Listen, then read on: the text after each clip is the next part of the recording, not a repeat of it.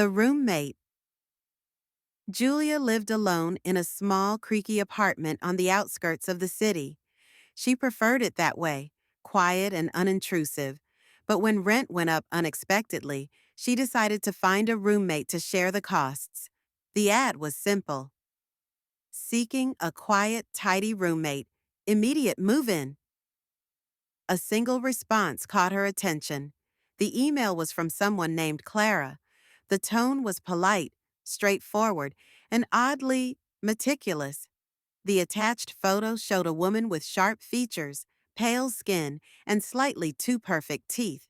Her smile stretched a little too wide. Still, Julia needed the money. Clara moved in the following week. At first, Clara was ideal. She paid rent on time, never made noise, and kept her side of the apartment spotless. But there were quirks. She didn't seem to eat much, if at all. Her movements were deliberate, almost too smooth, like she had practiced them. One night, Julia caught her staring at the wall in the dark. Clara wasn't watching TV or reading. She was just sitting there, her head tilted slightly, blinking at intervals that felt too precise. "Everything okay?" Julia asked hesitantly. Clara turned her head, too slowly. Her smile spread across her face, wider than it should. "Of course, just thinking." Julia laughed nervously and retreated to her room. Over the next few days, Julia started noticing other odd behaviors. Clara never seemed to sleep. She could hear her pacing in the living room at all hours. Her voice was always steady, like a recording. And her appearance was wrong. Not in an obvious way, but in the little things. Her skin looked flawless, like plastic.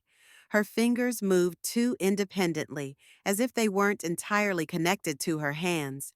Julia tried to rationalize it. Maybe Clara had some condition, or maybe Julia was imagining things. But then Clara started copying her. At first, it was subtle. Clara began using Julia's phrases in conversation, mirroring her gestures. But soon it escalated. One morning, Julia found Clara wearing a shirt identical to hers. Same brand, same color. "Where did you get that?" Julia asked, her voice tight. Clara tilted her head, her eyes unblinking. "I liked yours, so I got one." Julia couldn't shake the feeling that Clara didn't get one. She had somehow replicated it. Things came to a head when Julia returned home late one evening. The apartment was dark, except for the faint glow of Clara's computer screen. Curiosity and unease drew Julia closer.